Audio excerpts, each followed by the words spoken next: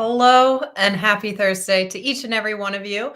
I'm Caroline Milton with Milton Coaching Collective, here to talk to you a little bit about how you can prevent burnout this winter. Now, this is part of a series that I've been doing over the past several of weeks, talking about the specific challenges that winter poses, how that impacts our stress levels, and therefore can lead to burnout if we're not being really intentional about how we remediate some of these specific challenges that occur during the winter months. So the days are shorter, our habits maybe shift a little bit, and as a result, we're having a more difficult time tolerating stress and tolerating those things that come up that normally wouldn't bother us during the warmer months, but that we find really knock us off our rocker here in the winter months.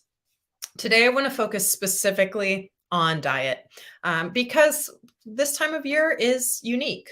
We are now just 1 week away from American Thanksgiving. And if you're anything like me, you're probably already starting to water a little bit when you think about enjoying that delicious meal. But with the holidays right around the corner, it makes sense that maybe our habits shift and change a little bit this time of year. And I want to talk specifically about why this is important when we consider stress. So, stress, as it occurs in our body, releases different hormones: cortisol, adrenaline, and noradrenaline. And these hormones can diminish key nutrients that are critical for really important functions of our body, such as our cognitive thinking, our mood regulation, our energy metabolism, and also the support of our immune system. Beyond that, these key nutrients support our focus, our hormone production, and much, much more. So, when we know that cortisol and the presence of stress in our body naturally depletes these nutrients, then we can be in a position where our body is not optimally supporting our stress cycle, our energy cycle, our hormone cycle, our cognitive processes, making it more difficult for us to show up and work day in and day out.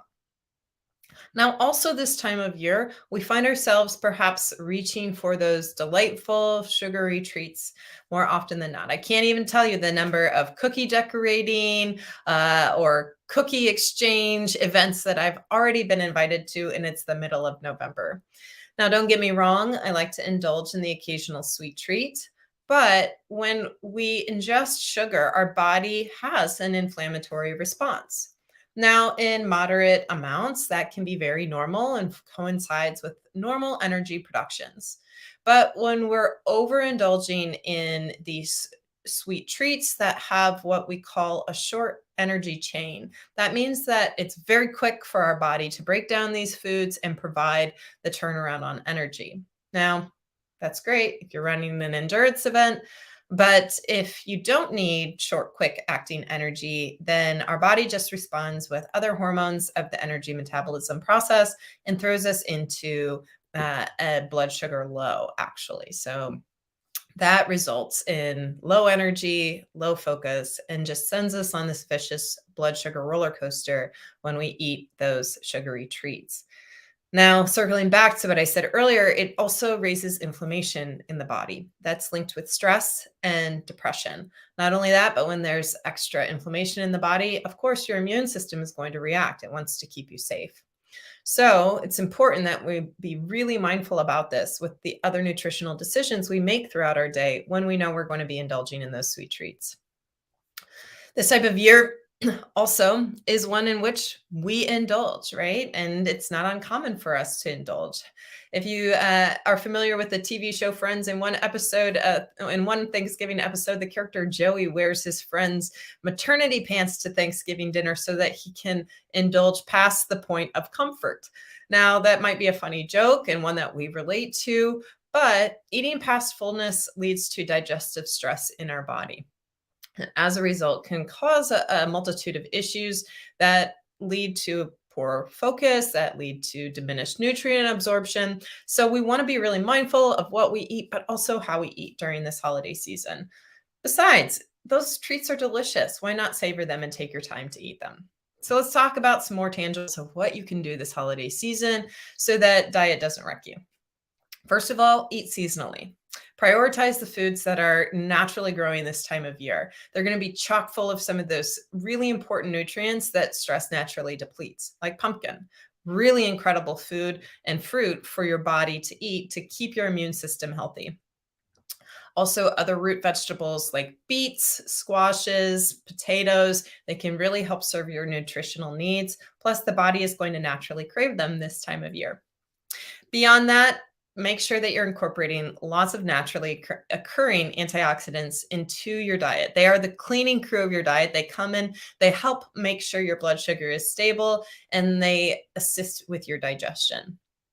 Foods like ginger, bone broth, and turmeric help reduce inflammation in the body and lower our overall experience of stress.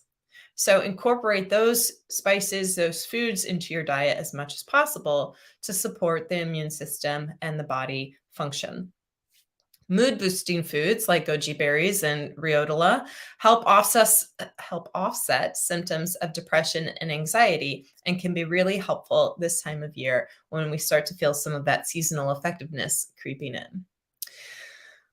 With that, make sure that you're focusing on dynamic meals. When I talk about dynamic meals, I mean that your plate should be abundant and should have lots of slow releasing carbohydrates on your food on your plate. Those comes from fruits and vegetables as well as ancient grains. There should be lots of fiber on your plate.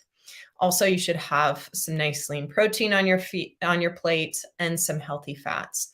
That's really going to create a situation in which your body is satisfied for longer periods of time when it has those three inputs of fiber, fat, and protein.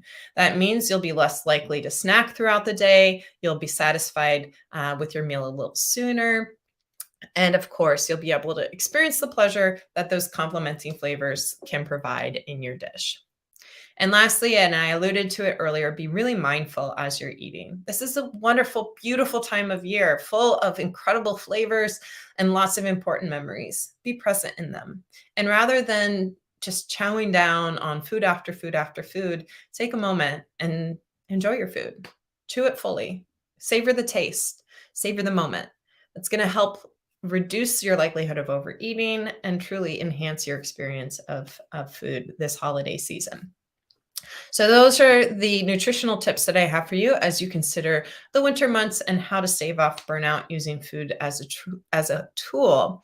If you have more questions for me about some of the science of stress and how it's impacting the various other functions of the body, shoot me a note or a DM here on LinkedIn, or if you're watching from Facebook, you can shoot me a DM via Facebook as well. If you're watching on YouTube today, drop a comment on this video. Let me know what you're curious about and how I can help answer some of those questions.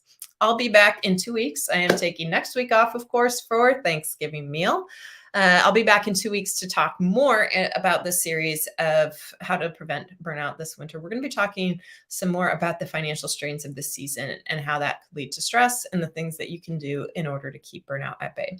Thanks for joining me. As always, be well, and I'll see you next time.